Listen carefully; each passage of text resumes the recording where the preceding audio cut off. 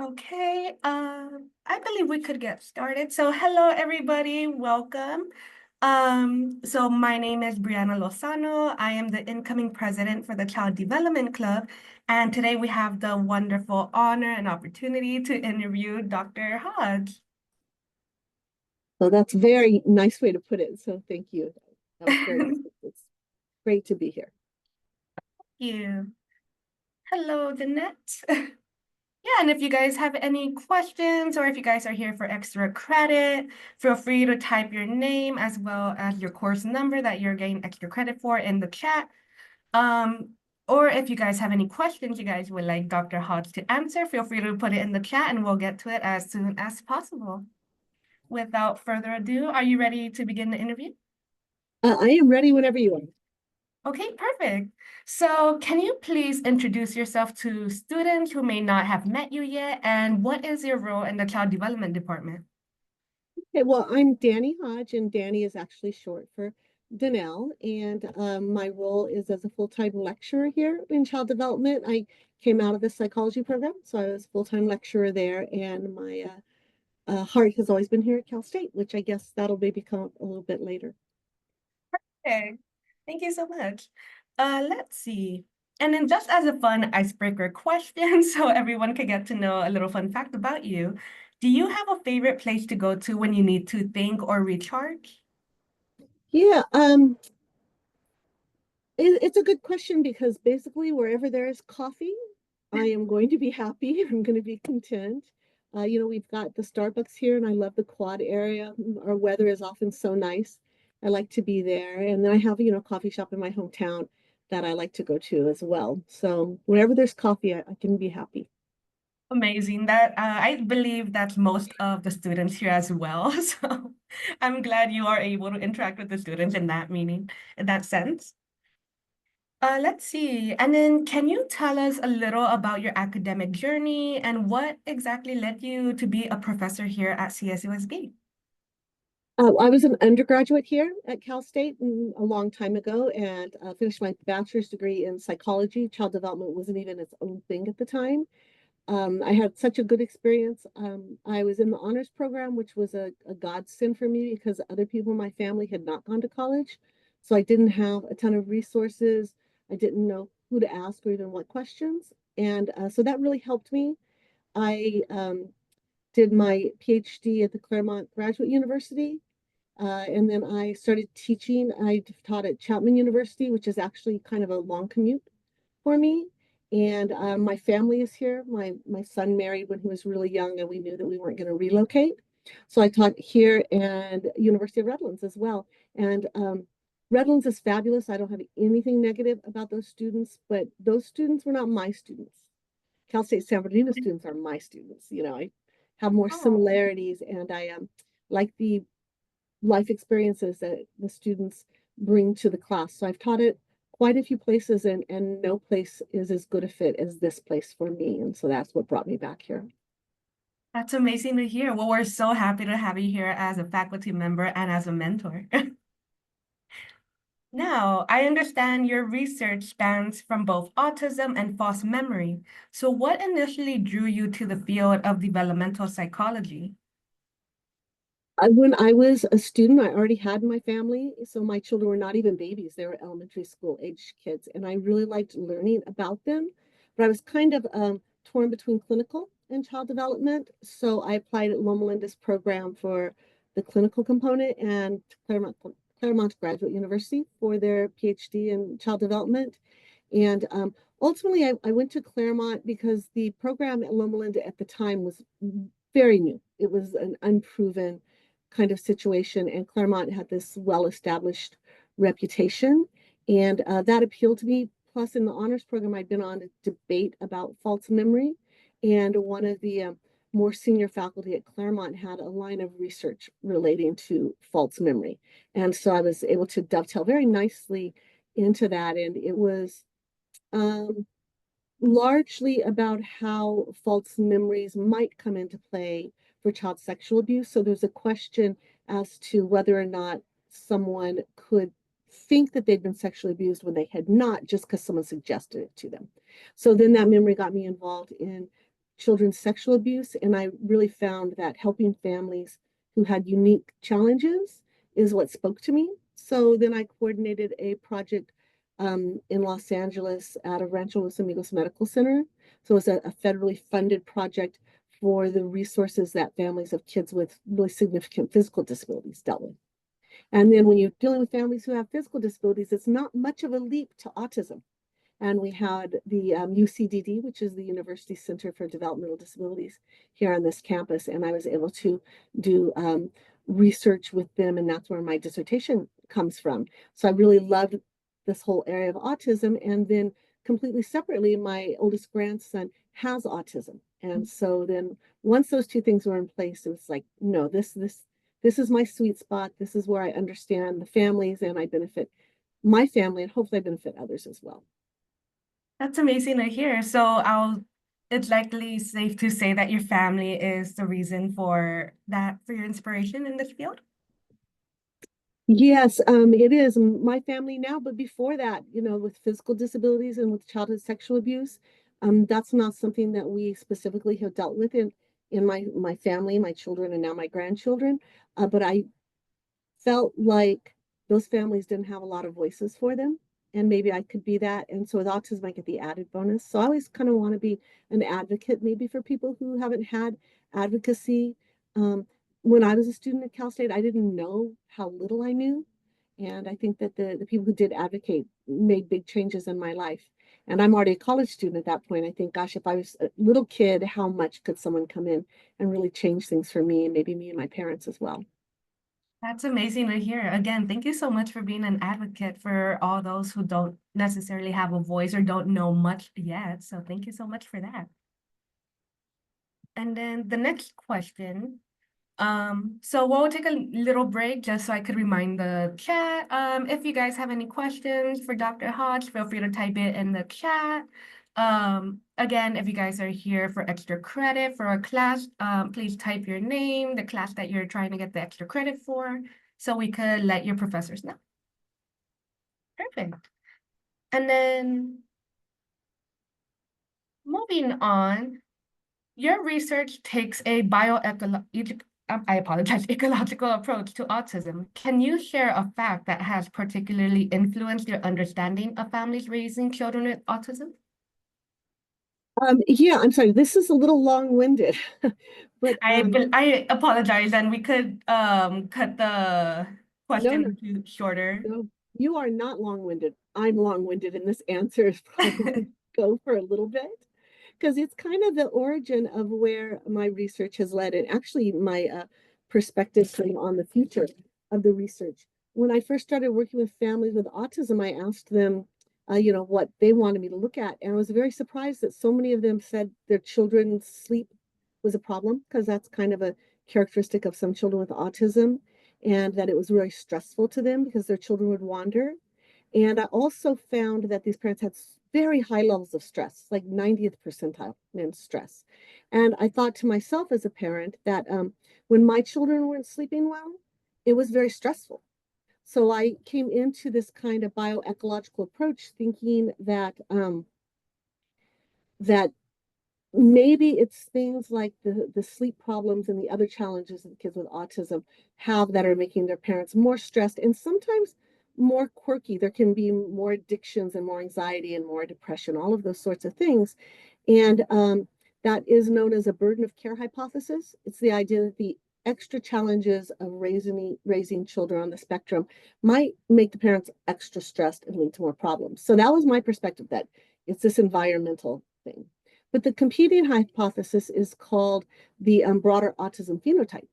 And it's related to the fact that autism is a genetic disorder, and that the genes that children get that cause their autism probably to some extent are there in one or both parents. So they've got these genes. So maybe the parents have these genes, not to the extent that it is causing autism, they're not on the spectrum, but maybe they're more stressed out in life. So I'm comparing these two competing things. Is it the environment that's causing the stress for parents, or is it something in the genetics? And again, I went into this squarely thinking it was the environment. But in my research, it really looks like there's a much bigger genetic component, that parents of children with autism have unique characteristics that make them feel more stressed. And that's been kind of my message to people who work in the field, is that when you're working with these children who we really understand, gosh, you're doing great, you're on the spectrum, I love that you're doing so well, we sometimes don't consider that maybe the parents have some unique things, and sometimes they're not pushing hard to be difficult, but they're pushing hard because their genes have wired them to feel more stressed and more anxious about it. And then maybe just the way we cut a child on the spectrum some slack, or an adult on the spectrum, maybe we need to look at those same parents who aren't on the spectrum and cut them a little slack too. And so the biology and the ecology of it all kind of come together to make this package in the way that I look at things. That's amazing. I never even considered that at all. Like yourself, I usually just thought it was just one over the other. I thought it was more of a genetic component. But now, to be honest, in your class and in the other child development classes, I am learning that it could be genetic. However, we could also look at the ecological approaches as well. So I think that's really interesting. Thank you so much for sharing that. Before you move on, I'd like to say that, it really is, it's there in the genes, but one way of thinking about it is maybe the genes are going to give a lot of impairment or a little impairment. And then where you are doing better or worse, maybe is because of the environmental circumstances. In the best situation, everyone, people on the spectrum, people not on the spectrum, do our best when we have an environment that supports our development. And then when we don't, we kind of sink to the bottom. So if someone has the genes to be on the spectrum and the environment is not supportive, the functioning might get lower and lower. And so we have to, I think it's vital. I don't want people to think I don't think autism is biological, because I do, but I also think the family can help or hinder children's development. That's amazing. Thank you so much for that fact. Yeah, I honestly did not know that, and I'm learning so much right now as well. So thank you so much. Let's see. And now going into you as a professor, you have taught a broad range of courses from child psychopathology to psychology of human sexuality. How do you keep your curriculum engaging and relevant across such diverse topics? Yeah, it's pretty easy here at Cal State because the students are so diverse. And so the questions from each class are coming from a lot of areas. We have students who have their own children, students who are comfortable sharing things about their childhood, and students who saw something online. And so students are really the ones who keep the conversation involved and current. And if you are in a field for a while, and because so many students out here are juniors and seniors, you've been studying this for a while, you'll probably see the overlap across your classes. So just today in one class, we were talking about kids who maybe don't feel as accepted, and how prejudice and stereotypes come into play. And I remembered a film from Psychology of Human Sexuality. So this is a child development class, it's parenting and family relations or something like that. But this film in human sexuality is about a gentleman who had very strong stereotypical opinions about the behaviors of gay men specifically. And he was in a football league, and he didn't find out that he was competing against a team that was the queer football players until afterwards when they were having drinks together. And he said it just blew his mind to say, oh, this is not my stereotype. These men are not the way that I was kind of raised to think about it. And that was such a good way of illuminating a point about parents, but that information came out of a class on human sexuality, which is not usually that relevant to parents. Yeah, that's correct. Because I have noticed there are some overlaps in psychology courses as well. I have taken a few psychology courses at community college here, and I noticed there's so much overlapping. And I think it's amazing that you brought that up. Thank you so much. So one of the nice things with you doing, psychology, child development, sociology, those things dovetail really well, and you get little Oh, pieces from yes. one place that you didn't get from another. Yeah, it's very well done. Exactly. So if you miss an angle on one area, you're able to get it from another area, and that's what I actually like. Yeah. Okay. And then the field of developmental psychology is constantly evolving. So what emerging trends or research areas in autism are you most excited about? I am really excited to see that we are starting to make some headway on identifying the specific genetic components. There's been one indicator that a specific gene might be a marker. The same way that is like the BRCA mutation is for breast cancer, doesn't mean you're going to have it. Most women who do get breast cancer don't have that mutation, but it is an indicator more than what we've had. And so I think that as we start to get better at identifying where the problems might lie, it gives us a couple of options. We might have therapy or treatment that could prevent some of the worst, most severe types of autism. But myself, as someone who loves my grandchild with autism, I don't think he needs to be fixed because he is not broken. So I don't know that I think the genes need to fix things. But what tends to happen is the more that researchers in society can point to genetic explanations, the more accepting we become of whatever the situation is. And I think that for parents of children with autism, that might be more important. There's a real tendency in society to look at someone whose child has any exceptionality, any kind of struggle, and to say, oh, thank goodness my kid doesn't have that. My daughter has dyslexia. So I have heard many times, like, oh, dyslexia, that's hard. I'm glad I read to my daughter, as if I didn't read to my child. It's a way of feeling like I did something right and it protected my child. And with autism, you can magnify that maybe 1,000 times, because right back to almost the origins of the understanding that there is this exceptionality that we call autism, Bruno Bettelheim put forward this theory that moms caused autism. And he called them refrigerator mothers. It's these moms who are cold and distant and not interacting with their kids. And his evidence was when moms of children with autism walk into a room, they set the children down on the chair next to them, or the kids climb on the floor. And when moms whose children don't have autism come in, the kids sit on their mom's laps. And he said, see, these moms are being cold and refrigerator-like, and that's giving their children autism. What Bettelheim had not appreciated is the fact that these moms were doing a good job with their kids because their children on the spectrum didn't want to be on their laps. They wanted to be doing their own thing. So he totally misread the situation, but it definitely set up a situation where people could look at children who were struggling. And as is always the case, initially, it's the children with more severe problems that we recognize. And it's set up a way where society could be like, oh, those children have problems because the mom's bad.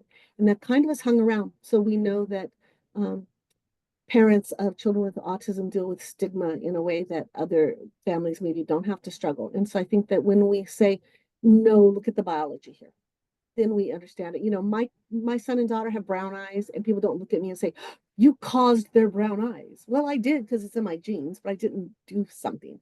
And I think that's a healthier way to understand autism.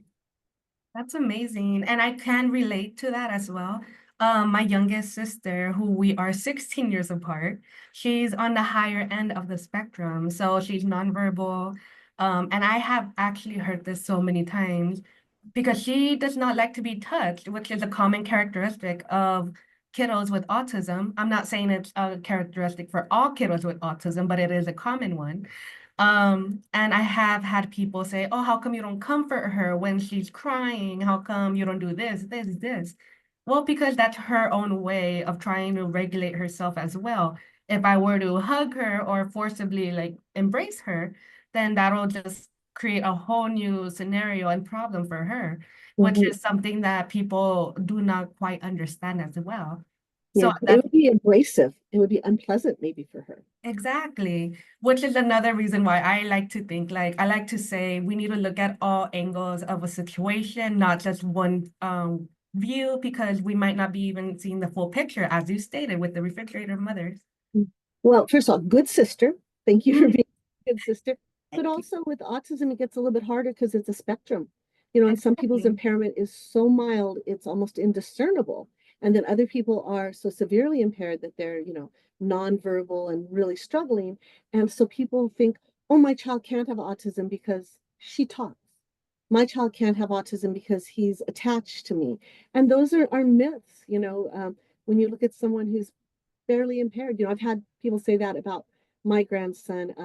One friend, and she is still a friend, though, it was a little bit hard on me when she first met my grandson with autism, and he does not have a lot of impairment. She said, "Oh, he looks so normal," and that was incredibly offensive to me because, well, how did you think he would look, first of all?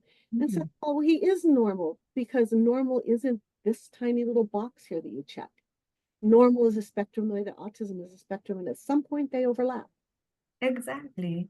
And thank you so much for bringing that up as well, because like I said, my sister, she's on the higher end of the spectrum where she can't necessarily do most tasks without assistance. I am also on the spectrum, but I'm able to function more. And I've had people tell me, oh, you don't look like you're on the spectrum. And that's, like you said, it's offensive because I'm like, then what am I supposed to look like? Thank you for sharing that because when you share it, what you're saying is there's nothing for me to hide.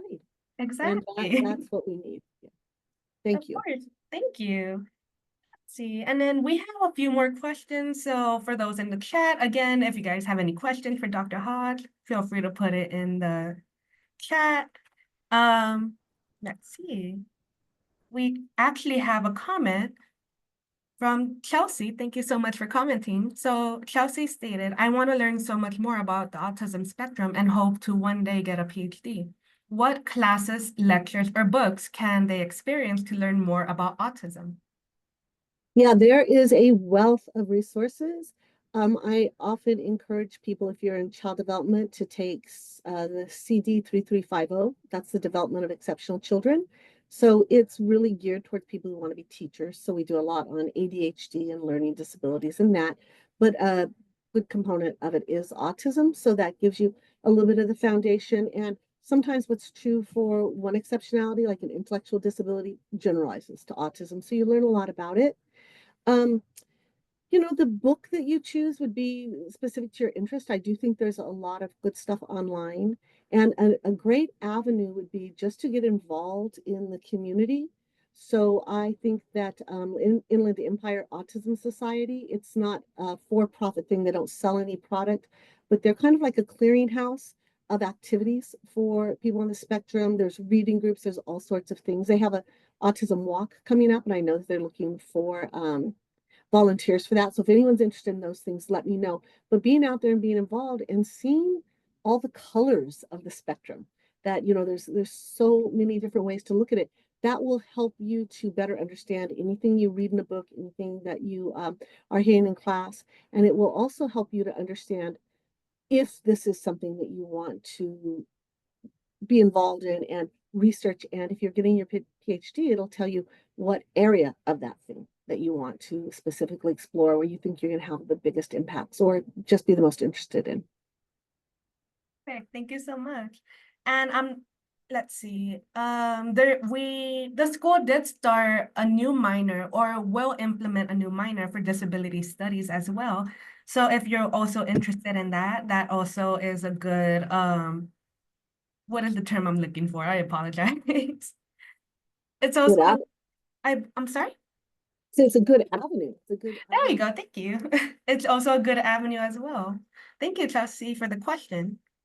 And then we'll move on to this question. And then Isha, I apologize if I butchered your name. We'll go to your question after. So, as a two-time recipient of the department's Outstanding Instructor Award, what do you believe makes an effective educator in psychology? I think that you have to really enjoy what you're talking about, and you have to not just talk about it, but to hear about it. So I really like my classrooms to be participatory. In fact, I give points, and in some classes, you're required to participate. And it's that give and take because students sometimes have heard something new that I need to look into to see what that's about. Also, you can break a lot of inaccurate information. So I think that those things are essential, but I think also just like boiling it down into things that are useful. Sometimes textbooks are talking about facts, but if you don't see how they relate to your life, it's not so helpful. So I really like students to share pieces of their life and their examples, and I use a lot of my own examples. Um, and I tell my students, I'm not talking about my grandkids because they're fabulous, because they are, but whose aren't? I talk about my son and daughter's childhood because for me, and from what I'm hearing from students, sometimes hearing this example of what this is makes it click. And I think that's important. My children know that I use them for examples. I don't use my grandkids for examples without running it past their parents first, but it's really effective. My kids so much know that I use them as examples. And when my son was dating, he would be on dating sites and his name is Daniel Hodge. And people would say, are you related to Dani Hodge? And he'd like delete them immediately because he's like, they know too much about me. But that's good because in knowing about him, they could see pieces of that in their own lives. And I think that that's what it takes. That's amazing. Thank you so much for sharing that. And now we do have a question in the comments. Have you noticed any differences in how children with autism are supported today compared to earlier methods before the rise in technology?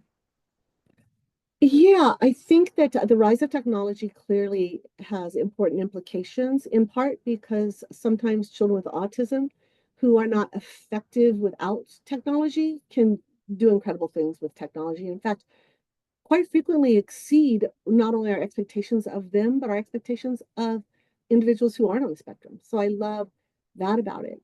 The other thing that really kind of propelled us forward was there was a steep increase in the rates of diagnoses of autism. And there was, oh, it's the immunizations, which I don't want to offend anyone listening right now, but it's not vaccinations. That is not what's causing autism. There was just an incidence of time where when we first noticed the signs of autism is around the time that shots were given. And then there was some very shoddy research done by Wakefield. He actually lost his medical license because of the inaccuracies that he reported about vaccinations. But I digress. The thing is, we were getting more and more cases identified, and that's because we were looking for it. I have a friend who's a pediatrician who said 20 years ago, no parents ever asked him about autism. And then starting about 15 years ago, moms would say, I'm concerned. Could you look at this? And when you look, you find. So we started looking and getting better at identifying people on the spectrum, particularly people who are very high functioning. And that just made the recognition of the importance go up, and also the understanding that someone who's mildly impaired, what we do to help that individual is not the same as someone who's got more impairment. You mentioned yourself and your sister, and I think that how we could help you would be different than how we would help your sister. And so that understanding really. Perfect. Thank you, Isha, for the question. Again, if you guys have any questions, feel free to type it in the chat. We will be ending pretty soon. We just have a few more questions. And now, what is the most rewarding part of your work, whether in research, teaching, or mentorship? Yeah, I decided to pursue a PhD specifically because I really enjoyed research, and I still do. I don't do research anymore because it's not part of my job description. And when I'm not doing research, I'm spending more time with that grandson. I'm really involved in his life, and he thankfully is doing well. I mean, he's a junior in high school, and I think that if everyone in the family pitches in, and not doing the research has allowed me to pitch in more, but I miss it because I really liked it. But part of my PhD program was a requirement to do a lot of tools, and one of my tools was teaching. And I was pretty amazed at how much I loved it, that I really felt it resonated in me. I never thought I'd be that kind of person. I'm a people person, but I also kind of always thought of myself as not being a people person. So I didn't know how much I would enjoy talking to students, and I'm almost dread retirement. The only reason I would like not retire would be I would just miss students. I mean, I'm getting paid to talk about something I love with people who seem to be interested in it. So I think that that is the most rewarding part. But in my case, that and mentorship are pretty closely aligned because I teach a little bit like a mentor. I I'm tough love in the classroom. I'm not above contacting students and saying, you missed this many days, you need to contact me so we can get you up to speed. And maybe it doesn't work for some students, but for some it does. And I think that that is an important accountability is also a part of mentorship. So thank you. I think it's a good question. I hope I answered it. Yes, you did. Thank you so much. And before we move on to the final question, once again, you guys feel free to type in the chat if you guys have any questions of your own. And now for the final question, or rather statement, do you have any words of advice or comments that you would like to share? Yeah, enjoy your time. Clubs like this are so important. I don't know if students always understand the rarity of the situation. I didn't as a student. My daughter, who also graduated from here, she didn't. Once you are done with college, there's not many places where you can just be in a club with people who are like-minded. There's not many opportunities to just do the types of things that you can do now. So to take time to enjoy those and to make success defined the way that you want it defined. Sometimes when I ask students, what is success? They'll say, getting my degree or making a lot of money, but I want to encourage you to define success as happiness. And don't let someone else define your happiness for you. If that's finishing your bachelor's degree really quickly, great. If it's slowing down because that fits better with the needs of you and your family, then do that. If it's a PhD, which I really encourage you to consider that, master's PhD, we need more people out there coming from more diversity. We need that to be brought into the field. But whatever you decide, it's because it works for you. It's not because I mentioned it or someone's pressuring you, but to enjoy it and make your happiness your own. Perfect. That's amazing to hear. Thank you so much for that piece of advice. Let's see. We'll give the time if you guys do not feel comfortable typing in chat, if you guys would like to rather verbalize your questions or comments, feel free to do so. I'll give you guys a few moments to think about it. If not, let's see. Or raise your hand if you have a question. It's a long day. I'm really glad that you were able to make time to come in and do this. And I hope that the word spreads and we get, more people involved because your faculty here all care about you. And I think that you'd be amazed to hear their stories. And it's an important component of the way through the university experience. And too few students really avail themselves of those resources. Thank you so much. And it doesn't look like we have any other questions or comments. So with that, we'll end the interview. Thank you so much, Dr. Hodge, for joining us today. We really, really appreciate your expertise and mentorship and advice. And yeah, that'll be it for today's interview. Once again, my name is Brianna Lozano, part of the Child Development Club. If you guys are interested, feel free to send us a message, email, Oh, we or did have a hand for a second. Janet, was that you who had your hand up? I believe Janet was clapping. Oh, sorry. I'm a little far from my computer right now. It's no I need a problem at double all. set of glasses on. No, it's no problem at all. Thank you. And thank you for having me. Genuinely a real pleasure to be here. And thank you for doing such a nice job, Brianna. Thank you so much. Thank you, everybody, for joining us. I hope everybody has an amazing rest of your day and a wonderful weekend. Bye, everybody.